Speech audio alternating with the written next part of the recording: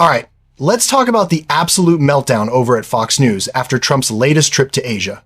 Because, wow, they were in full panic mode. It was like watching state TV trying to spin a bad magic trick into a miracle. So here's what happened.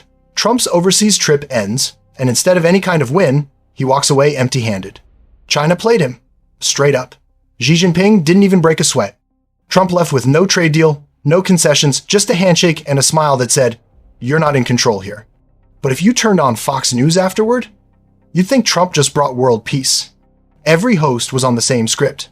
Did you see that handshake? Did you see the body language? Trump was dominating that room. An America First agenda. This is what we voted for, strong foreign policy. And you even see the way he's shaking his hand. President Trump has control of that room, and I have a lot of confidence in this meeting. Trump had the upper hand from the start. He made sure to win the body language battle at the first handshake. And we're going to have a very successful meeting, I have no doubt. But he's a very tough negotiator. That's not good. Trump never took his eyes off this chatcom. During the meeting, she kept looking down at his papers. 47, staring him straight in the eyes. She knows who deserves a prize. Give me a break. XI looked like he was standing next to someone he couldn't wait to get away from. Trump looked uncomfortable, small, and completely outmatched. They tried to sell it as some kind of power move. America's back, folks. Strong leadership, but you could tell they were scrambling. It was pure desperation. Then, Jesse Waters jumps in, repeating the same nonsense, claiming Trump had the upper hand. I watched that clip. The only thing Trump had was an awkward smile and sweaty palms. And then, it just kept getting more ridiculous. Laura Ingraham brought on Trump's Treasury Secretary, and she actually asked why birds behind him were chirping so loudly during the interview. You'd think that would break the tension, but no. The guy says, dead serious, that the birds were upset because Trump had left. Certainly looks like it. Anything you want to tell us finally, very importantly, about the birds behind you? Because they seem to be quite exercised about the whole summit, the whole meeting. Well, have you done something to scare them, Mr. Secretary? I don't know what's going on there. No, Laura, once Air Force One left, the magnitude of the conference kind of lost a little altitude when President Trump left. So, I'll be sitting in the seat for the U.S. delegation. No one does it like President Trump. He's clearly the leader of the world, and this is a historic time for him, for the world. And this is what American leadership looks like. He came he came to Asia and signed these trade deals, the peace deals, and led through strength. And it's America's back on the world stage, and President Trump's leading it. And the birds are enjoying every minute of it, apparently. I wish I was kidding. That's how far the sycophancy goes. Even the birds apparently missed Trump's energy. By this point, Fox looked more like North Korean state media than an American news network.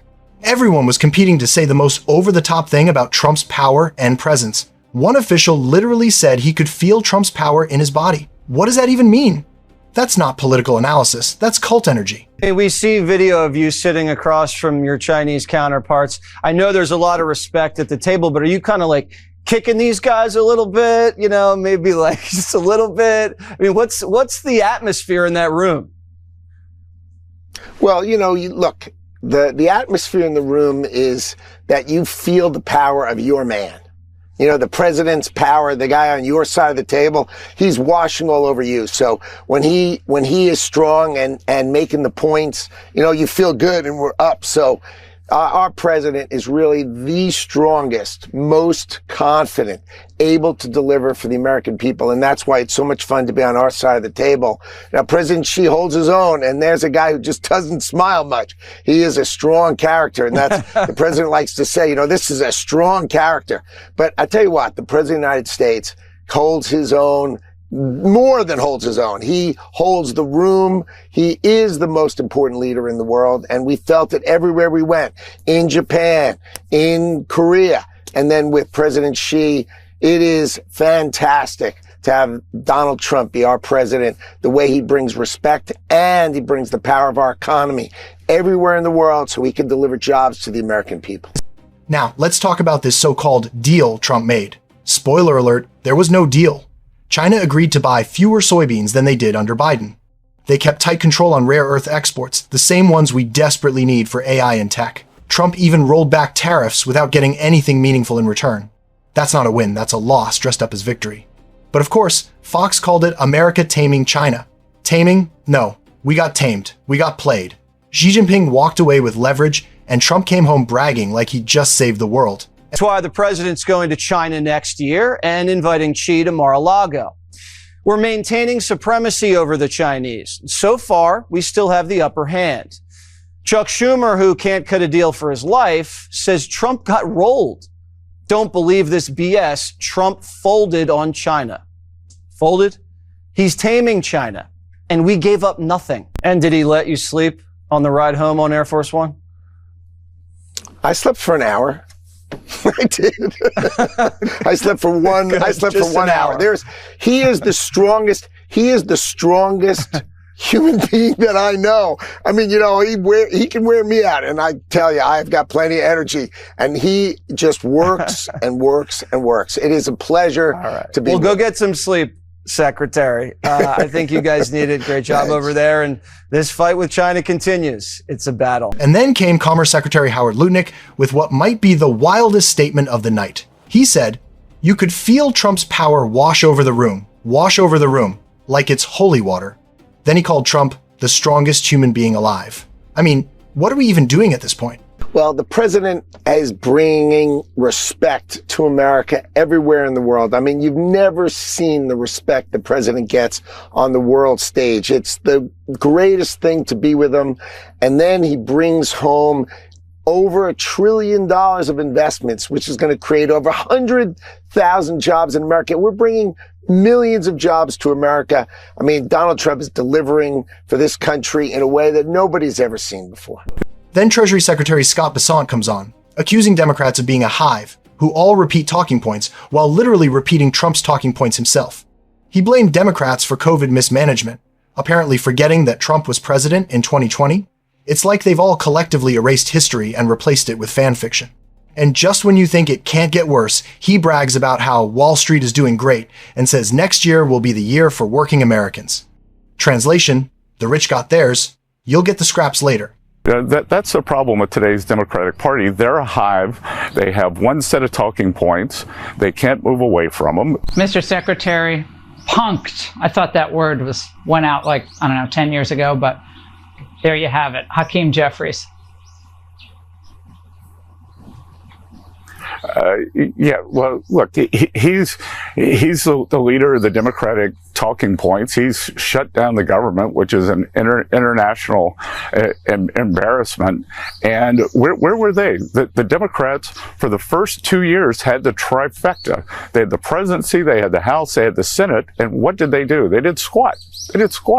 They wrote papers. They talked a lot. Nothing got done.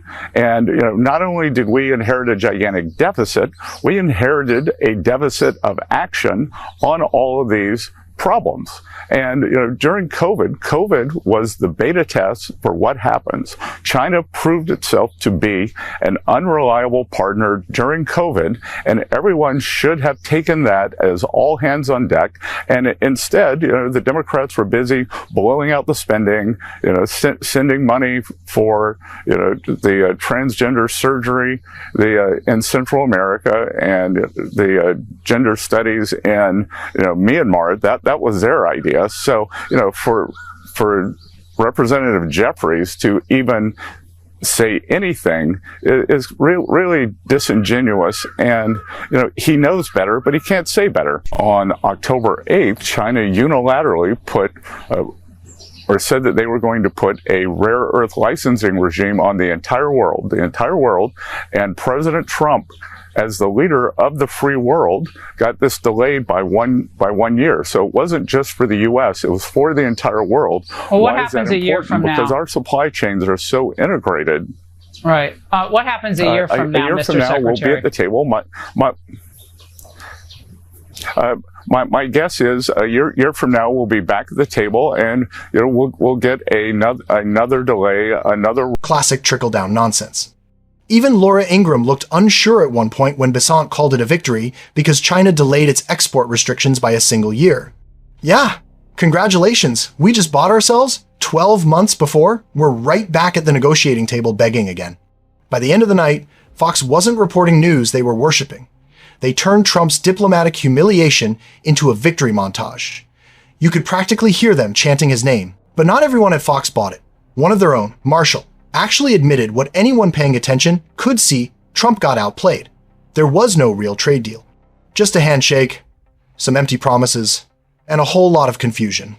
Even Jessica Tarlov pointed out that Democrats are gaining ground: young voters, Latino voters, people who are just done with the chaos. Meanwhile, Trump's camp is still out here bragging about body language.